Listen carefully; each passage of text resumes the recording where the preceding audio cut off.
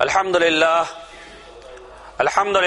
नहमदुहु व नस्तईनुहु व नु'मिनु बिही व नतवक्कलु अलैहि व नऊज़ु बिल्लाहि मिन शुरूरि अनफुसिना व मिन सय्यिआति अअमालिना मन यहदिहिल्लाहु फला मुदिल्ल लहु व मन युद्लिलहु फला हादिय लहु व नशहदु अन ला इलाहा इल्लल्लाहु वहदहु ला शरीक लहु ونشهد أن محمدا عبده ورسوله أرسله بالحق بشيرا ونظيرا وداعيا إلى الله بإذنه وسراجا منيرا أما بعد فقد قال الله عز وجل في القرآن المجيد أعوذ بالله من الشيطان الرجيم بسم الله الرحمن الرحيم فاعلم أنه لا إله إلا الله وقال في موضع آخر قل إن صلاتي ونسكي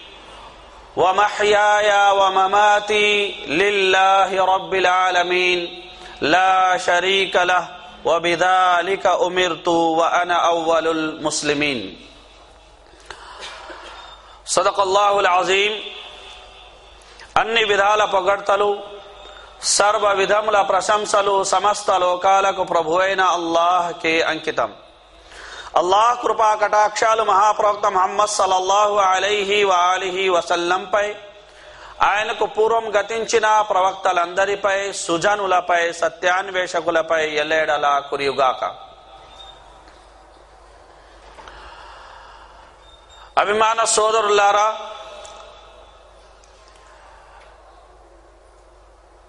నేటి నా ప్రసంగాంశం ఇస్లాం దృష్టిలో సమాధుల పూజ.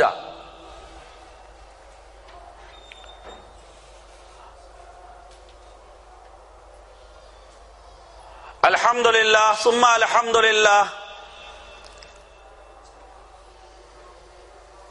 మనమందరం ముస్లిములం.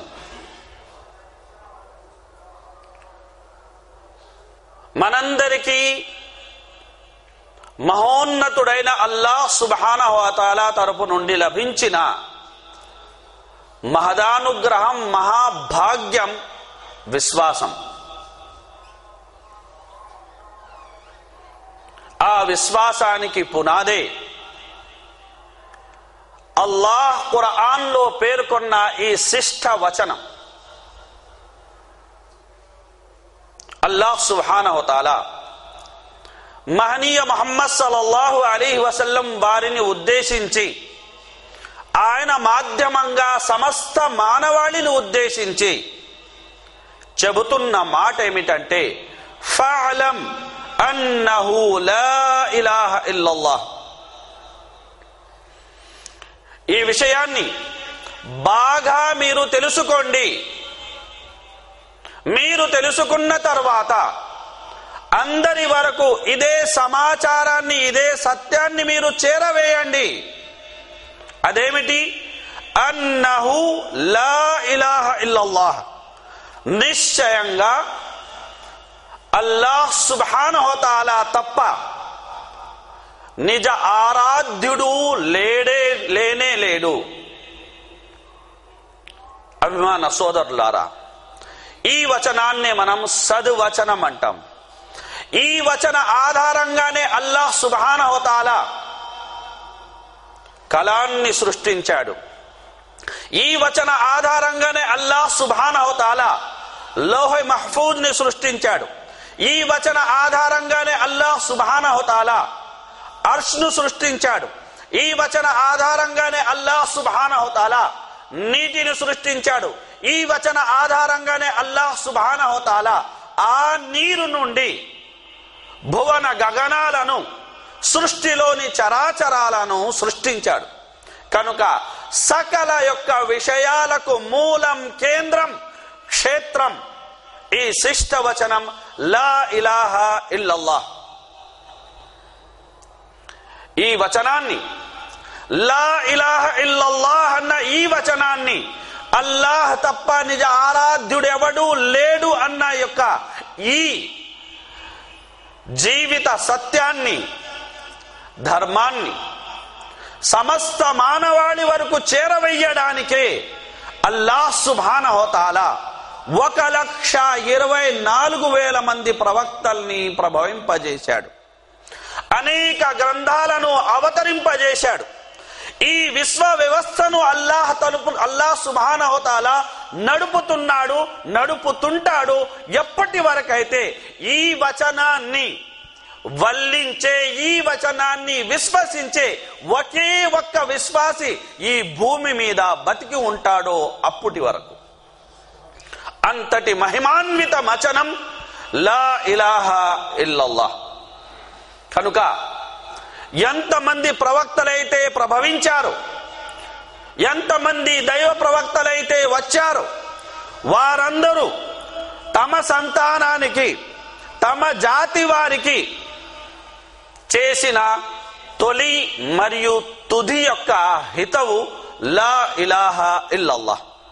కనుక ఖురాన్ని మనం చదివినట్లయితే ప్రవక్త యాకూబ్ అలైహిస్సలాం వారి గురించి, ప్రవక్త ఇబ్రాహీం అలైహిస్సలాం వారి గురించి, ఇతర ప్రవక్తల గురించి అల్లాహ్ సుబ్హానహు వ తఆలా తెలియజేస్తూ వారికి మరణ ఘడియలు సమీపించినప్పుడు వారు తమ సంతానాన్ని దగ్గరకు పిలిపించి చెప్పిన మాట ఏమిటంటే, మీరు అల్లాహ్ను తప్ప ఇంకెవ్వరిని కొలవకూడదు, ఇంకెవ్వరిని మీరు ఆరాధించకూడదు, ఇంకెవ్వరిని మీరు దైవంగా భావించకూడదు.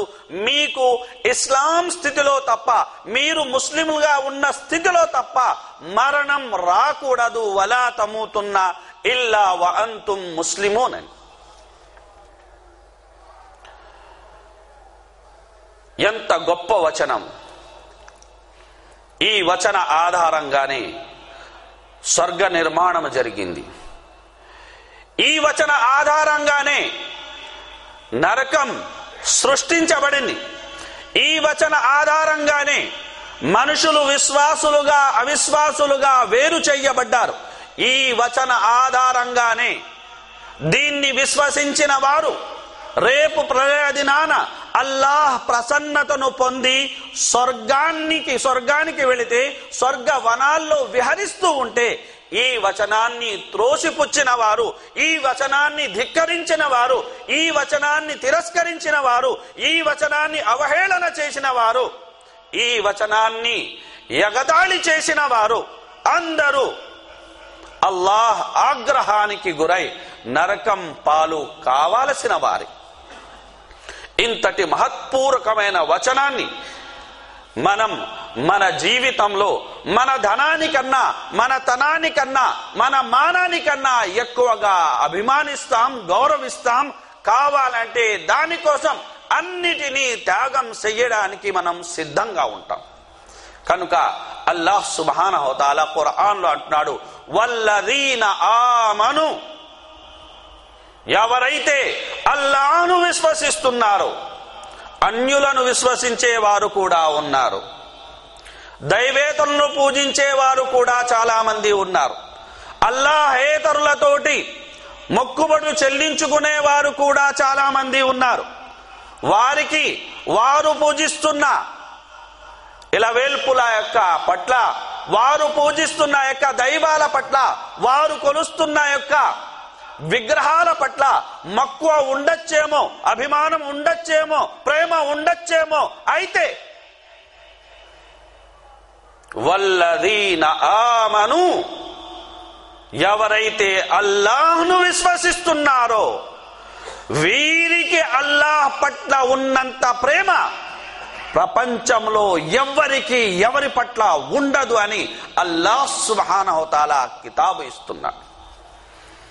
అల్లాహ్ సుబ్హానహు వ తఆలా తన దాసుల గురించి, తన్ను విశ్వసించిన వారి గురించి ఇంత యొక్క ప్రగాఢమైన నమ్మకాన్ని వెలిబుస్తున్నప్పుడు అల్లాహ్ పట్ల మన నమ్మకం ఎలా ఉండాలి, అల్లాహ్ను మనం ఎలా అభిమానించాలి, అల్లాహ్ను మనం ఎలా ప్రేమించాలి, ఇది మనలోని ప్రతి ఒక్కరూ ఎవరికి వారుగా వేసుకోవాల్సిన యొక్క ప్రశ్న.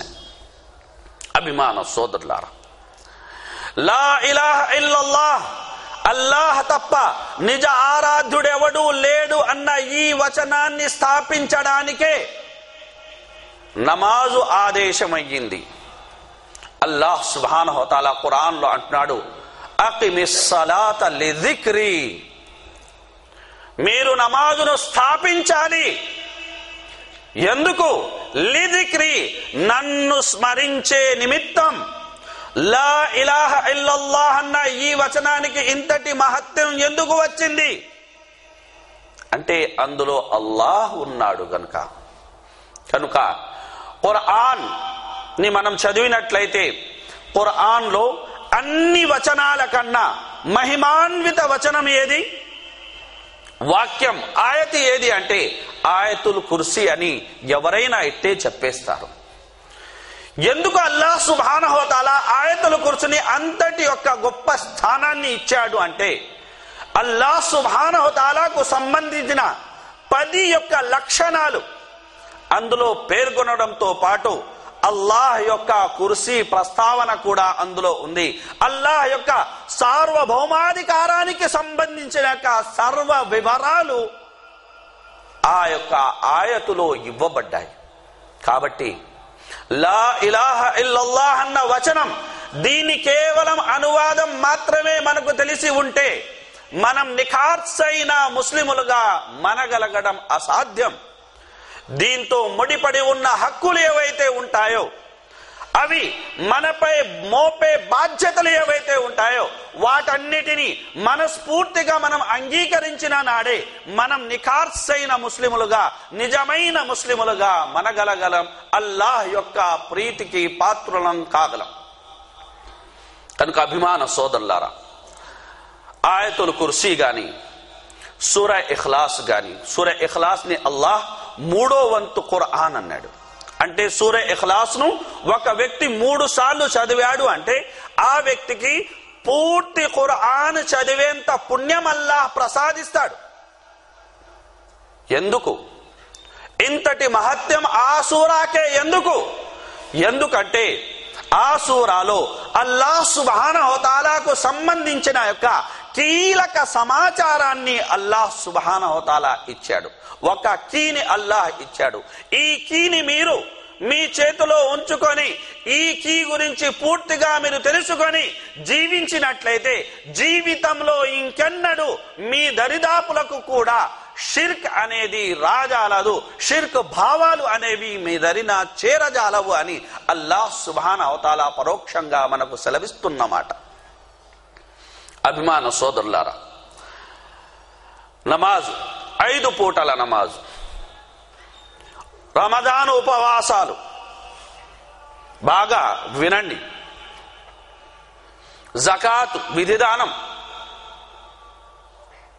హజ్, మన జీవితానికి సంబంధించిన సకల రాతారీతులు, అది నీతి గాని, రీతి గాని, భీతి గాని ఏదైనా సరే ఒక్క తౌహీద్ను తీసేయండి, ఏది లేదు.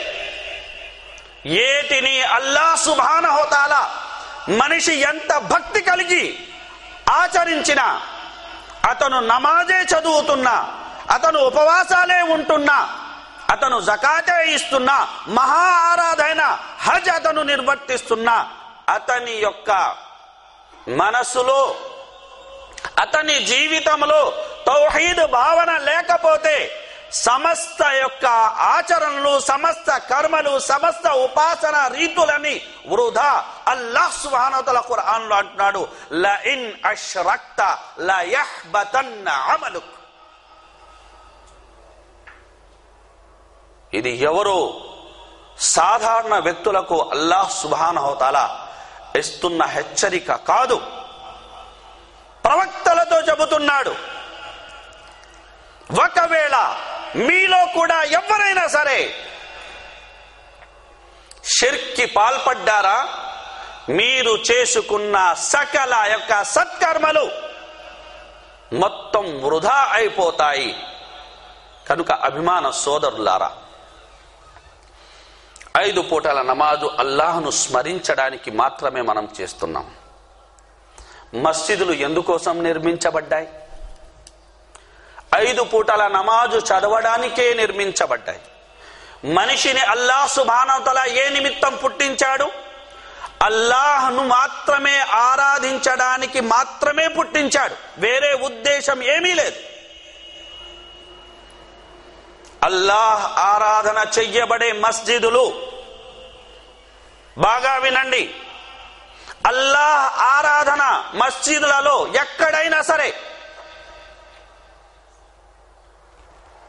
మస్జిదులలో ఎక్కడైనా సరే అపశృతి అనేది గాని, అసహజమైన విషయాలు గాని, అధర్మమైన విషయాలు గాని ముస్లిములు పాల్పడుతున్నట్లు మనం గమనించలేం. ఎందుకంటే మస్జిద్కి ఉన్న గౌరవం వారి హృదయాల్లో అలాంటిది. వారు మసీదుకి వస్తున్నారు అంటే కేవలం అల్లాహ్ను ఆరాధించడానికి, అల్లాహ్ను స్మరించడానికి, వేరే ఏ ఉద్దేశంతో ఎవడును మసీదుకి రాడు. అలాంటి మస్జిదుల గురించి అల్లాహ్ సుబ్హానహు వ తఆలా చెబుతున్న మాట ఏమిటంటే, లమస్జిదున్ ఉస్సిస అలా తఖ్వా, ఈ మస్జిద్ కూడా తఖ్వా బేస్ గా, తఖ్వా ఆధారంగా నిర్మించబడాలి. వేరే ఉద్దేశాలు ఉండకూడదు, రాజకీయ ప్రయోజనాలు ఉండకూడదు, స్వార్థ యొక్క చింతన ఉండకూడదు. మస్జిద్ని కేవలం అల్లాహ్ను మాత్రమే ఆరాధించాలి. అలా ఆరాధించే సౌకర్యాన్ని, సౌలభ్యాన్ని ప్రజలకు కలుగజేయాలన్న ఉద్దేశంతోనే మస్జిద్ నిర్మాణం జరగాలి. అలాంటి నిర్మాణం జరగని మస్జిద్లలో నమాజే చదవకు అని అల్లాహ్ ప్రవక్త ముహమ్మద్ సల్లల్లాహు అలైహి వసల్లం చెప్తున్నాడు. దాన్ని చరిత్రలో మస్జిదే జిరార్ గా పేర్కొనబడింది. నిజంగా అభిమాన సోదరులారా, రోమాలు నిక్కబడుచుకుంటాయి. చరిత్రని మనం ఒకసారి తిరగేసినప్పుడు, ప్రవక్త సల్లల్లాహు అలైహి వసల్లం వారి జీవితాన్ని చదివినప్పుడు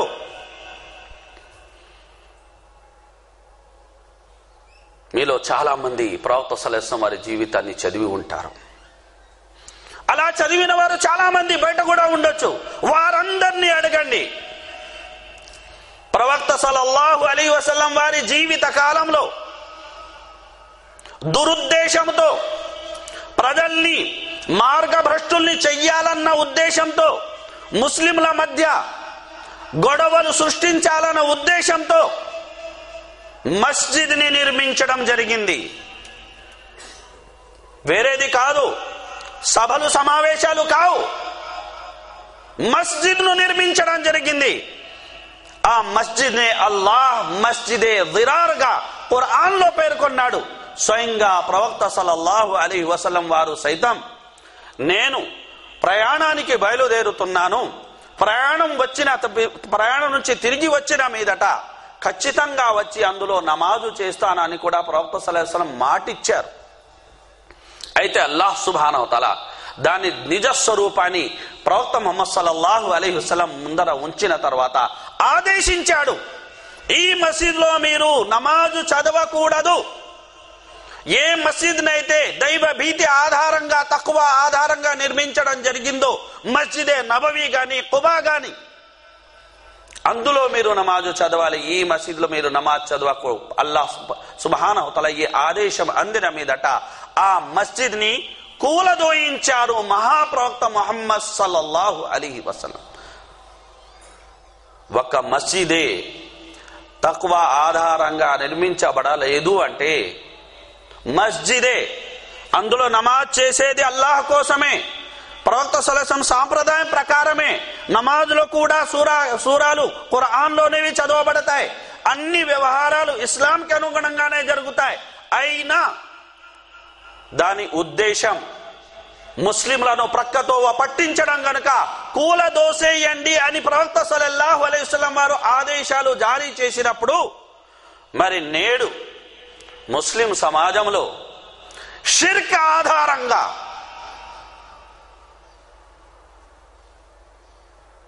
అల్లాహ్ క్షమించాలి, మన్నించాలి. ఈరోజు ముస్లిం సమాజం అవమానానికి గురై ఉంది అంటే, తన గత వైభవాన్ని, ఆ యొక్క కీర్తిని కోల్పోయింది అంటే, ఇతర కారణాలతో పాటు కీలక బలమైన అసలైన కారణం తౌహీద్ అనే ఈ మహిమాన్విత వచనానికి వారు దూరం అవ్వడమే. కలిమే తౌహీద్ ని వారు తమ జీవితాల్లో ఆచరించకపోవడమే. అల్లాహ్ సుబ్హానహు వ తఆలా ఈ వచనాన్ని చదివే వ్యక్తి ఉన్నంత వరకు గమనించాల్సిన విషయం, ఈ వచనాన్ని చదివే ఒకే ఒక్క వ్యక్తి ఉన్నంత వరకు ప్రపంచ వ్యవస్థను నేను నడుపుతాను అంటే ఆ వచనం వ్యక్తిది కాక, మహత్యం అనేది వ్యక్తిది కాదు, ఆ వ్యక్తి నమ్ముతున్న వచనంది. అటువంటి యొక్క వచనాన్ని తుంగలో తొక్కేసేందుకు, అటువంటి వచన భావాన్ని నిర్మూలించేందుకు షిర్క్ యొక్క భావ ఆధారంగా, షిర్కే పునాదిగా, షిర్క్తో పాటు వ్యాపార పునాదిగా కట్టబడుతున్న యొక్క దర్గాల సంగతి ఏమిటి, సమాధుల సంగతి ఏమిటి? మస్జిద్ ని కూలదోయించేసిన ప్రవక్త ముహమ్మద్ సల్లల్లాహు అలైహి వసల్లం వారి జీవితాన్ని ఆదర్శంగా తీసుకుంటున్నామని చెబుతున్న మనం నిజంగా ప్రవక్త సల్లల్లాహు అలైహి వసల్లం వారి జీవితాన్ని ఆదర్శంగా తీసుకుంటున్నామా? ప్రవక్త సల్లల్లాహు అలైహి వసల్లం వారి జీవిత కాలంలో దర్గాలు ఉన్నాయా? సహాబాల జీవిత కాలంలో దర్గాలు ఉన్నాయా? తాబঈన్ల కాలంలో దర్గాలు ఉన్నాయా? తబঈన్ల కాలంలో దర్గాలు ఉన్నాయా? పుణ్యకాలం మొత్తంలో ఒక్క దర్గా చూపించండి. లేవు. మరి ప్రవక్త ముహమ్మద్ సల్లల్లాహు అలైహి వసల్లంను విశ్వసించడం అంటే ఏమిటి? అల్లాహ్ సుబ్హానహు వ తఆలా ఖురాన్లో చెప్పిన ఈ ఆయత్ను కూడా మనం నమ్మాలి. నన్ను చెప్పనివ్వండి. అల్లాహ్ ఖురాన్లో అంటున్నాడు, అల్యౌమ అక్మల్తు లకుం దీనకుం. ఓ ప్రవక్త సల్లల్లాహు అలైహి వసల్లం, ఈ రోజు మీ ధర్మాన్ని మీకోసం పరిపూర్ణం చేసేశాను. ధర్మం పరిపూర్ణమైపోయింది. మహాప్రవక్త ముహమ్మద్ సల్లల్లాహు అలైహి వసల్లం అంతిమ ప్రవక్త. ఆయన తర్వాత మరో ప్రవక్త రాడు. దీన్ని మనం నమ్ముతున్నామా లేదా? ఖురాన్ గ్రంథం తర్వాత మరో గ్రంథం రాదు. దీన్ని మనం నమ్ముతున్నామా లేదా? మరి దర్గాల ప్రస్తావన ఖురాన్లో ఉందా? దర్గాల ప్రస్తావన ప్రవక్త సల్లల్లాహు అలైహి వసల్లం ప్రవచనాల్లో ఉందా? దర్గాల ప్రస్తావన సహాబాల జీవితంలో ఉందా?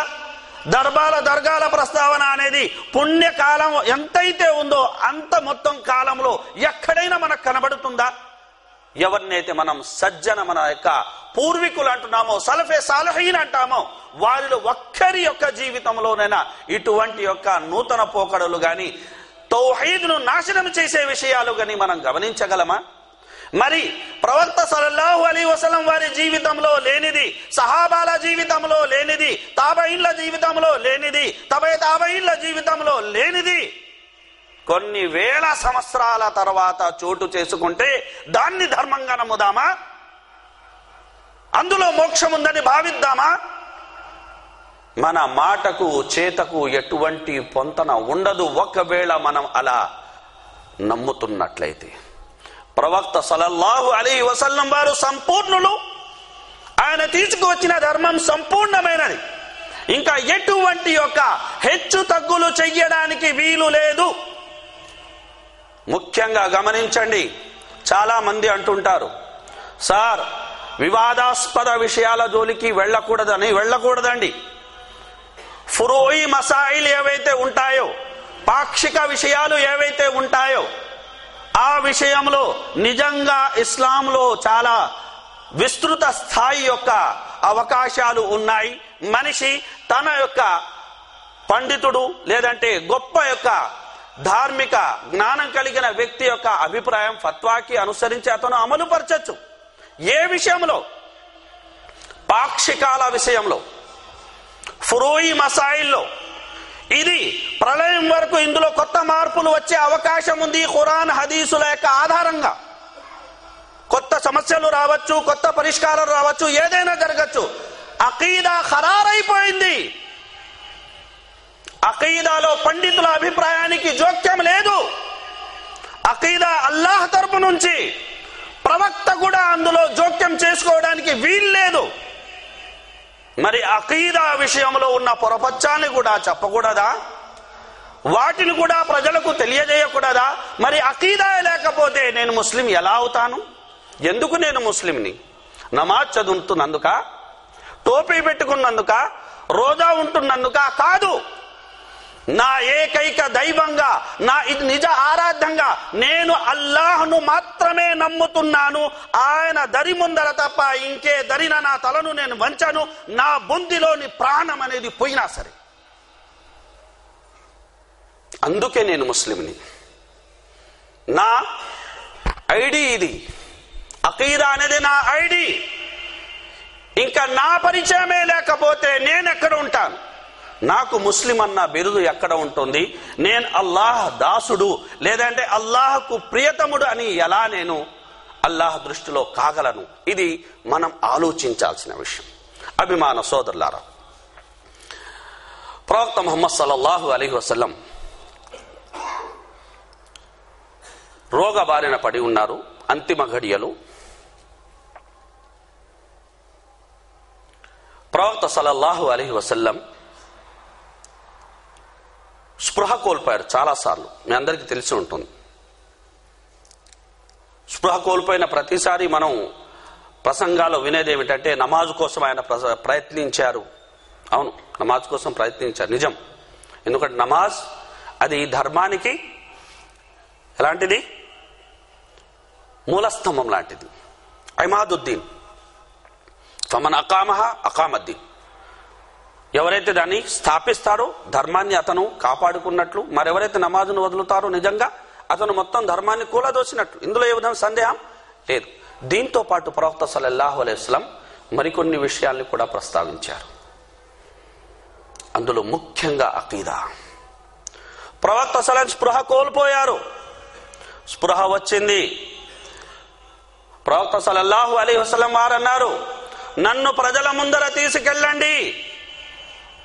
ఏమన్నారని? నన్ను ప్రజల ముందర తీసుకెళ్ళండి. ప్రజల ముందర తీసుకెళ్లడం జరిగింది. ప్రవక్త సల్లల్లాహు అలైహి వసల్లం వారు అన్నారు, అల్లాహ్ సుబ్హానహు వ తఆలా యూదుల మీద, క్రైస్తవుల మీద తన అభిశాపాన్ని కురిపించుగాక. వారు తమ ప్రవక్తల సమాధులను మస్జిదులుగా చేసుకున్నారు. మళ్లీ స్పృహ కోల్పోయారు.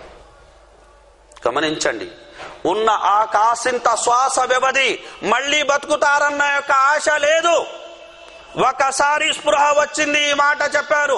రెండోసారి స్పృహ వస్తే మళ్లీ అన్నారు, నన్ను ప్రజల వద్దకు తీసుకెళ్ళండి.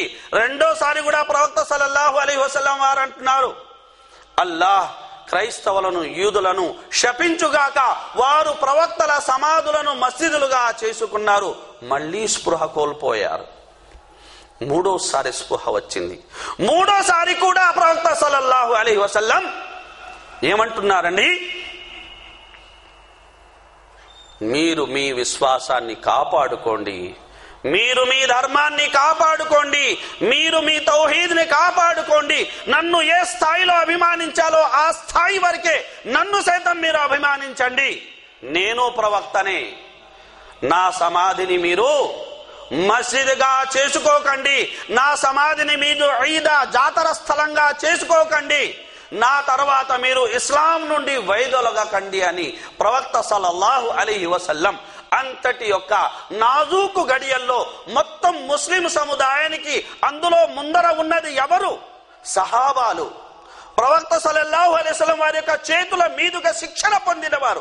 అటువంటి యొక్క వ్యక్తులకు, ఉత్తమ వ్యక్తులకు వస్సాబిఖూనల్ అవ్వలూన్ అని అల్లాహ్ ఎవరి పట్లనైతే కితాబు ఇచ్చారో అటువంటి వ్యక్తులను ఉద్దేశించి ప్రవక్త సల్లల్లాహు అలైహి వసల్లం ఇన్నిసార్లు అనేది నొక్కి వక్కాణిస్తున్నారు. అంటే మరి తౌహీద్ గురించి నాకు, తౌహీద్ గురించి నా పిల్లలకు, తౌహీద్ గురించి నా యొక్క కుటుంబానికి, తౌహీద్ గురించి నా సముదాయానికి ఎన్నిసార్లు మనం నొక్కి చెప్పాలి, ఎన్ని విధాలుగా వారి మనం నచ్చ చెప్పాలి అన్న విషయాన్ని మనం ఇక్కడ ఆలోచించాలి. అభిమాన సోదరులారా, ప్రవక్త సల్లల్లాహు అలైహి వసల్లం అదే రోగబారిన పడిన సమయంలోనే ఉమ్మె హబీబా ప్రవక్త సల్లల్లాహు అలైహి వసల్లం వారి యొక్క సతీమణి, అలాగే ఉమ్మె సలమా మీకు తెలిసి ఉంటారు, విశ్వాసుల మాత. వీరిద్దరూ హబషా యొక్క ప్రాంతానికి చెందినవారు. ఏ ప్రాంతానికి చెందినవారని? హబషా ప్రాంతానికి చెందినవారు. ప్రవక్త ముహమ్మద్ సల్లల్లాహు అలైహి వసల్లం వారి ముందర వారు హబషా గురించి చెప్పుకుంటూ ఇలా ప్రవక్త సల్లల్లాహు అలైహి వసల్లం ఒక చర్చి గురించి ప్రస్తావించారు. దైవ ప్రవక్త సల్లల్లాహు అలైహి వసల్లం హబషాలో ఒక గొప్ప చర్చి ఉంది. దైవ ప్రవక్త సల్లల్లాహు అలైహి వసల్లం అది ఎంత అందంగా ఉందంటే చాలా అందంగా ఉంది. అందులో రకరకాల చిత్రాలు ఉన్నాయి, రకరకాల బొమ్మలు ఉన్నాయి. అసలు కన్నుల యొక్క పండగల అనేది ఆ చర్చి ఉంది అని అభివర్ణిస్తున్నారు. ఎవరు? ఉమ్మే హబీబా మరియు ఉమ్మే సలమా రదియల్లాహు అన్హుమా. ప్రవక్త సల్లల్లాహు అలైహి వసల్లం వారి మాట విన్న తర్వాత అంటున్నారు, ఇన్న ఉలైక ఇదా కాన ఫీహిమ రజులు సాలిహు ఫమాత బను అలా కబ్రిహి మస్జిదా వసవ్వరు ఫీహి తిల్క సువర్ ఉలైక షిరారుల్ ఖల్qi ఇందల్లాహి అజ్జ వజల్ యౌమల్ ఖియామా. వీరి దగ్గర కొందరు పుణ్యాత్ములు గతించేవారు. పుణ్యాత్ములు ఉంటారు ప్రతి సమాజంలోనూ. గర్వించదగ్గ స్థాయికి చెందిన వ్యక్తులు ఉంటారు ప్రతి ఒక్క జాతిలోను, ప్రతి దేశంలోను. కనుక ప్రవక్త సల్లల్లాహు అలైహి వసల్లం వారు అన్నారు, వారిలో కొందరు పుణ్యాత్ములు ఉండేవారు. వారు మరణించిన తర్వాత అతని సమాధినే వీరు మస్జిద్గా మార్చేసేవారు. తర్వాత ప్రవక్త సల్లల్లాహు అలైహి వసల్లం వారు చెబుతున్న యొక్క మాట ఏమిటంటే, రేపు ప్రళయ దినాన అల్లాహ్ సృష్టి మొత్తంలో, గమనించండి, రేపు ప్రళయ దినాన అల్లాహ్ సృష్టి మొత్తంలో అందరికన్నా నీచులు ఎవరైనా ఉంటారు అంటే వారు ఈరే అని ప్రవక్త ముహమ్మద్ సల్లల్లాహు అలైహి వసల్లం వారు సెలవిచ్చారు. ఇంకా 2 మాటలు చెప్పి నా ప్రసంగాన్ని నేను ముగిస్తాను. అభిమాన సోదరులారా, ప్రవక్త ముహమ్మద్ సల్లల్లాహు అలైహి వసల్లం మరో సందర్భంలో చేసిన హెచ్చరిక ఏమిటంటే, ప్రజల్లో అత్యంత నీచులు ఎవరు అంటే ఎవరి మీదైతే ప్రళయం వస్తుందో వారు. ఎవరి మీదైతే మీకు తెలుసు, ఒక్క కలిమా చదివేవాడు ఉండేంత వరకు ప్రళయం రాదు. కనుక ఎవరి మీదైతే ప్రళయం వస్తుందో వారు సృష్టిలోకెల్లా నీచులు. రెండో వారు ప్రవక్తల యొక్క సమాధులను మసీదులుగా చేసుకున్నవారు. గమనించండి, ప్రవక్తల సమాధుల్ని మసీదుగా చేసుకున్నవారు అల్లాహ్ దృష్టిలో సృష్టి రాసుల్లోకెల్లా నీచులు. అంటే ఇంకా అసలు అనామకులు. అతని రాత ఏమిటో తెలియదు, అతని రీతి ఏమిటో తెలియదు, అతని భీతి ఏమిటో తెలియదు, ఎక్కడి నుంచి వచ్చాడో తెలియదు, అతని ఊరు తెలియదు, అతని వంశం తెలియదు, ఏమీ తెలియదు. అటువంటి ప్రజల సమాధుల్ని సజ్దా స్థలాలుగా చేసుకొని మొక్కుబళ్ళు చెల్లించేవారు అల్లాహ్ దృష్టిలో ఎంత యొక్క దుర్మార్గులై ఉంటారు అన్న విషయాన్ని మనం ఇక్కడ గమనించాలి. అల్లామా ఇబ్నుల్ ఖయ్యిమ్ రహమతుల్లాహ్ అలైహ్ చాలా చక్కటి మాట ఆయన అన్నారు. ఇబ్ను ఖయ్యిమ్ రహమతుల్లాహ్ అలైహ్ అన్నారు, ఒకవైపు దైవ ప్రవక్త సల్లల్లాహు అలైహి వసల్లం వారి సాంప్రదాయం, మరోవైపు మనం చూస్తున్న ముస్లిం సముదాయం. ఒకవైపు ప్రవక్త సల్లల్లాహు అలైహి వసల్లం వారి సాంప్రదాయం, మరోవైపు మనం చూస్తున్న యొక్క ముస్లిం సముదాయం. ప్రవక్త సల్లల్లాహు అలైహి వసల్లం సమాధుల వైపు తిరిగి నమాజు చేయకూడదని తాకీదు చేశారు. కానీ మనం చూస్తున్న యొక్క ముస్లింలు సమాధుల వైపే తిరిగి నమాజు చేస్తున్నారు. నమాజు అంటే నమాజు విధానమే అనగా సజ్దాలు కావచ్చు, రుకు కావచ్చు, దుఆ కావచ్చు, ఇబాదా. అలాగే దైవ ప్రవక్త ముహమ్మద్ సల్లల్లాహు అలైహి వసల్లం మస్జిద్ నిర్మాణాన్ని, అంటే ముఖ్యంగా సమాధులపై మస్జిద్ నిర్మాణాన్ని సమాధులపై నిర్మాణాన్ని నిషేధించారు. కానీ నేడు వారు సమాధులపై మస్జిద్లు, దర్గాలు నిర్మిస్తున్నారు. దైవ ప్రవక్త సల్లల్లాహు అలైహి వసల్లం సమాధులపై దీపాలు వెలిగించరాదు అన్నారు, కానీ వారు దీపాలు వెలిగిస్తున్నారు. దైవ ప్రవక్త సల్లల్లాహు అలైహి వసల్లం సమాధుల దగ్గర జాతర ఉరుస్ చేయకూడదు అన్నారు, కానీ వారు సమాధుల దగ్గర జాతర ఉరుస్ చేస్తున్నారు. మన రాష్ట్రానికి సంబంధించిన యొక్క విషయానికి కూడా మనం వచ్చినట్లయితే, పెద్ద దర్గాగా ప్రసిద్ధి, లేదంటే దీన్నే అమీర్ పీర్ దర్గా అని కూడా అంటారు. కనుక కడప వాస్తవులకు ఇది తెలిసి ఉంటుంది, వేరే వారికి అంతగా దీని గురించి అవగాహన లేకపోవచ్చు. కనుక కడప పట్టణంలో నకాష్ వీధి సమీపంలో ఈ దర్గా ఉంది. ఈ దర్గా లోపల మరి 10 యొక్క సమాధులు, చిన్న చిన్న దర్గాలు 10 దర్గాలు ఉన్నాయంటే ఒక కాంప్లెక్సే, దర్గాల కాంప్లెక్సే ఇందులో ఉందన్నమాట. కనుక దీని చరిత్రను మనం తీసుకున్నట్లయితే మొదటిసారి కర్ణాటక యొక్క రాష్ట్రంలో బీదర్ పట్టణం నుంచి ఒక వ్యక్తి, అతని పేరు ఖాజా సయ్యద్ షా పీరుల్లా మహమ్మద్ అల్ హుసైనీ చిష్తి ఉల్ ఖాదరి, అంటే వారి యొక్క మొత్తం పేరు అనేది ఇంత పెద్ద పేరు ఉంది సరే. ఈయన ఎవరైతే ఉన్నారో ఆ బీదర్ పట్టణం నుండి 1683లో కడపకు చేరుకున్నాడు. ఆ తర్వాత అక్కడ ఆయన ఏం చేశారు అన్నక వివరాలు మనం వెళ్ళకపోయినా 1716లో క్రీస్తు శకం 1716లో ఆయన సజీవ సమాధయ్యారంట. గమనించాల్సిన విషయం ఏంటంటే బ్రహ్మంగారు సజీవ సమాధి అయ్యారు, ఇంకొకడు సమాధి ఇంకెవరో సజీవ సమాధి అయ్యారంటే వారి యొక్క మత ధర్మంలో, వారి జీవన విధానంలో దానికి అనుమతి ఉండొచ్చు. అలా చేసిన వ్యక్తి గొప్ప మహానుభావుడు అయి ఉండొచ్చు. ఇస్లాంలో అనుమతి ఉందా? ఒకడు సజీవ సమాధి అయ్యే యొక్క అనుమతి ప్రవక్త సల్లల్లాహు అలైహి వసల్లం ఇచ్చారా? నిజంగా గమనించండి అభిమాన సోదరులారా, ఇలా సజీవ సమాధి అయిన ఈయన యొక్క శిష్యుడిగా నేక్ నామ్ అనే ఒక వ్యక్తి అక్కడ కడపను పరిపాలించేవాడు గనుక ఆయనే ఈయన సమాధికి దర్గా నిర్మించడం అనేది జరిగింది. కనుక ఆ సూఫీ తత్వానికి ప్రభావితుడైన ఆయనే దీని విశిష్టతను ప్రజల్లోకి తీసుకెళ్ళి, అంటే రాజులు కూడా తోడయ్యారు అంటే ఇంకా చెడు అనేది పెరగడానికి మరీ ఎక్కువ సమయం అనేది పట్టదు. అలా ప్రజల్లోకి ఈ చెడు అనేది షిర్క్ అనేది వెళ్ళింది.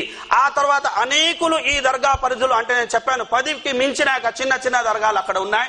అలాగే అభిమాన సోదరులారా బాగా గమనించండి, నేను చెప్తున్న విషయాలు బాగా గమనించండి. ముహర్రం మాసంలో అక్కడ ఉరుస్ జరుగుతుంది. అలాగే జమాది ఉల్ ఊలా ఇప్పుడు ఏదైతే మాసం నడుస్తుందో ఈ మాసంలో అందులో ఉరుస్ జరుగుతుంది. రమజాను మాసంలో అక్కడ ఉరుస్ జరుగుతుంది.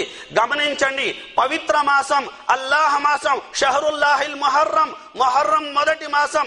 అటువంటి మహత్పూర్వకమైన మాసంలో అల్లాహకు వ్యతిరేకంగా సాటి కల్పిస్తూ షిర్క్ పనులు చేస్తూ ముస్లిం సముదాయాన్ని భ్రష్టు పట్టిస్తున్నారు.